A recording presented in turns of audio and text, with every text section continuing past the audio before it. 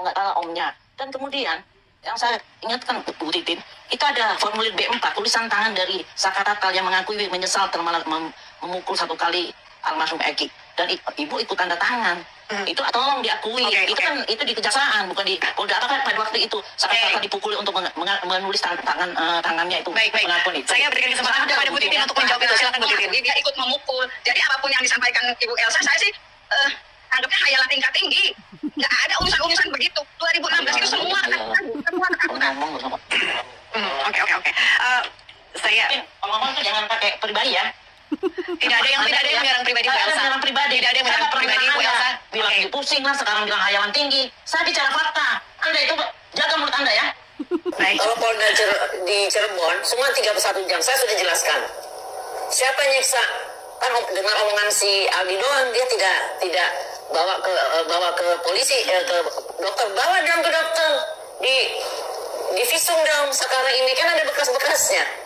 Jangan asal ngomong, gue bilang. Kita harus membuktikan kalau saya ngomong benar-benar ada bukti. Ada foto, ada video. Nah video pun itu pun mereka edit. Ya kan? Kenapa tidak berani bilang Polda? Memang seberapa besar sih Pak bisa mempengaruhi keyakinan hakim MA dalam hal ini kalau putusan atau hasil temuan dari tim sus Kapolri itu diumumkan saat ini sebelum putusan PK? Ya saya kira sepanjang memang tim sus itu berani secara tegas dan objektif, tentu bisa mempengaruhi. Tapi Anda optimis tidak? Oh, saya optimis seharusnya, tidak hanya karena kalau dari katakanlah kekeliruan institusi bisa saja kan ada sebuah kok yang harus memang dilindungi kan gitu loh. Tapi ini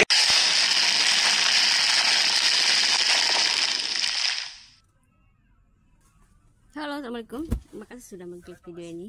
Kali ini kita masih mau mereaction nih saat Bu Elsa dikatain hayalan tingkat tinggi oleh Bu Titin. Dia sampai marah banget teman-teman. Tanpa berlama-lama lagi, kita saksikan yuk videonya. Juga kan waktu tanggal 1 September itu kan didampingi oleh tantenya, tantenya orang, ada foto-fotonya kalau nggak salah omnya. Dan kemudian yang saya ingatkan Bu Titin, itu ada formulir B4, tulisan tangan dari Saka Tatal yang mengakui menyesal telah memukul 1 kali almarhum Eki. Dan ibu ikut tanda tangan. Itu tolong diakui. Itu di kejaksaan, bukan di Polda. Apakah pada waktu itu Saka Tatal dipukul untuk menulis tangannya itu? Pengakuan itu. Saya berikan kesempatan kepada Bu Titin untuk menjawab itu. Silakan Bu Titin. Itu juga disiksa itu. Bu Titin? Ya Mbak, kalau masalah 2016 mau orang suruh nulis apa, Saka Tatal waktu itu masih kecil. Sekarang yang lebih dahsyatnya lagi 2024, Sudirman itu juga sama nulis, sama mengakui 2024 loh setelah viral. Apa kabar di 2016 yang mereka betul-betul dalam kondisi penganiayaan yang luar biasa. Apapun yang ditulis, karena saya juga sudah komunikasi dengan yang dewasa, mereka juga betul-betul dalam kondisi yang sangat ketakutan, sangat tertekan. Dalam kondisi yang sudah babak belur, berdarah-darah, muka hampir tidak kelihatan, itu yang disampaikan. Sekarang di 2024, Sudirman di 2024 yang sudah begitu viral juga dipaksa tidak mau bertemu dengan keluarga, mengakui dia ikut memukul. Jadi apapun yang disampaikan Ibu Elsa, saya sih anggapnya khayalan tingkat tinggi. Nggak ada urusan-urusan begitu. 2016 itu semua ketakutan. Oke. Saya ngomong itu jangan pakai pribadi ya. Tidak ada yang menyerang pribadi Bu Elsa. Tidak ada yang menyerang pribadi Bu Elsa. Bilang pusing lah, sekarang bilang hayalan tinggi. Saya bicara fakta. Anda itu jaga mulut Anda ya. Baik. Mulut nggak dijaga. Baik, Bu Titin nampaknya juga sudah Tadi ya, gimana ekspresinya Bu Elsa itu saat marah. Wadidaw. Ya, kita beralih ke sini lagi ya. Bu Elsa itu ya segala cara pun dilakukan dengan kata-kata yang menurut saya tidak terlalu. Jangan asal ngomong. Buktikan 31 jam. Yang nyiksa Polda Jabar atau Cirebon. Kalau Polda di Cirebon, semua 31 jam. Saya sudah jelaskan. Siapa nyiksa? Kan dengan omongan si Aldi doang, dia tidak bawa ke polisi, ke dokter. Bawa dong ke dokter. Di visum dong sekarang ini, kan ada bekas-bekasnya. Jangan asal ngomong, gue bilang. Kita harus membuktikan kalau saya ngomong benar-benar ada bukti. Ada foto, ada video. Nah video pun itu pun mereka edit. Ya kan? Kenapa tidak berani bilang Polda? Memang nggak ada.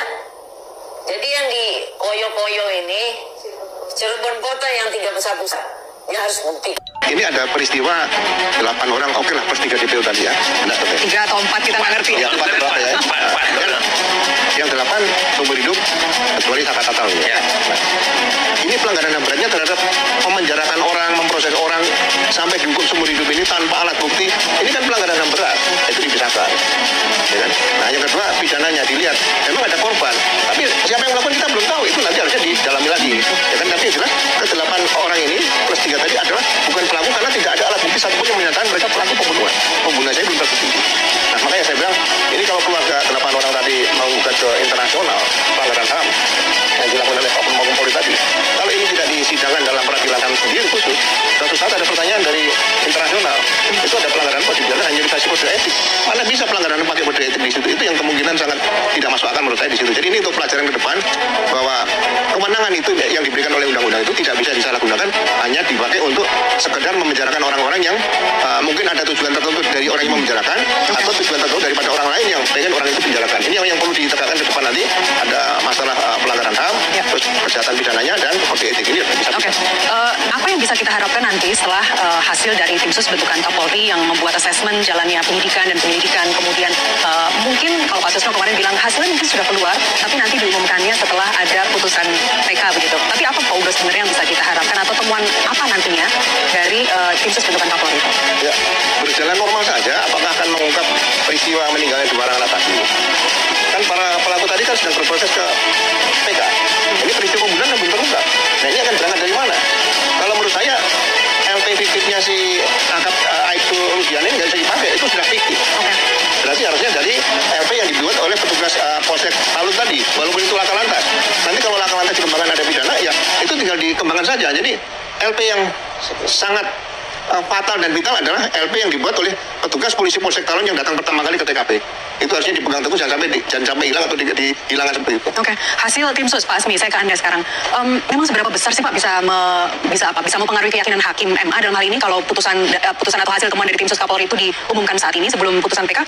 Ya, saya kira sepanjang memang tim sus itu berani secara tegas dan objektif, tentu bisa mempengaruhi. Tapi Anda optimis tidak? Oh, saya optimis. Seharusnya tidak hanya karena kalau dari katakanlah kekeliruan institusi bisa saja kan ada sebuah kop yang harus memang dilindungi kan gitu loh. Tapi ini kan ada jeritan suara publik dari rakyat yang harus dipikirkan. Jeritan itu sudah lama Pak. Bahkan toh Mabes Polri juga cuma bilang kalau Pak Rudian itu harus ditangkap oleh hakim. Nilai-nilai yang hidup dalam masyarakat, suara-suara yang ada, suara-suara keadilan dalam masyarakat. Hakim itu kan itu yang digunanya. Nilai-nilai yang ada dalam masyarakat diangkat. Kenapa ini segala macam? Apalagi ini tampak mulai perlahan, tampak akhirnya membentuk supaya Pak Hakim bisa yakin bahwa ini adalah kalau LP-nya adalah memang katakanlah sudah tidak sah, ART-nya, BAP-nya juga tidak sah, dakwaannya tidak sah, tentu seharusnya putusan pemidanaannya tidak sah. Akhirnya seharusnya Hakim Agung dalam hal ini sidang majelis PK berani menyatakan bahwa ya mereka harus dibebaskan.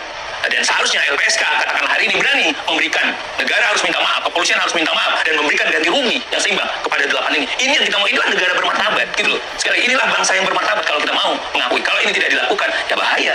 Misalnya katakanlah jaksa. Seharusnya jaksa dalam persidangan pada waktu itu tidak menuntut juga seumur hidup kalau dia merasa ada. Oke deh, sudah diterima. Tapi saya bikin tuntutannya bahwa orang ini katakanlah tidak bisa dipidana, orang ini harus dibebaskan. Beberapa putusan pengadilan juga pernah ada terjadi seperti itu. Karena apa? Jaksa itu juga selain apa harus menggunakan nuraninya faktanya. Waktu dia lihat kok nggak bersesuaian, seharusnya itu yang dilakukan lagi-lagi pada waktu itu juga kelewatan. Tapi bahwa kemungkinan atau pertimbangan bahwa hasil dari tim sus Kapolri ini sebaiknya memang diumumkan setelah nanti keputusan PK itu terjadi, Anda setuju? Saya sih berharap sebenarnya Kapolri atau tim sus itu berani sebelum PK.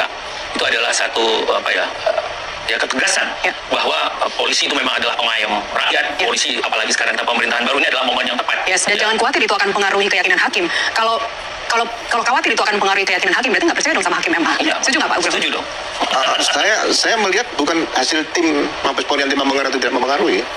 Proses pertama itu yang sekarang dalam proses PK tadi, ada nggak permasalahan-permasalahan yang bertentangan dengan hukum acara pidana? Berkasnya Sakatatal berarti Pak. Semuanya ya, yang 8 terpidana tadi. Makanya saya bilang gini, ada nggak ketentuan kalau memenjarakan orang tanpa alat bukti itu sebagai pelanggaran etik? Kalau ada, saya juga mau memenjarakan lawan-lawan saya dengan pelanggaran kode etik itu.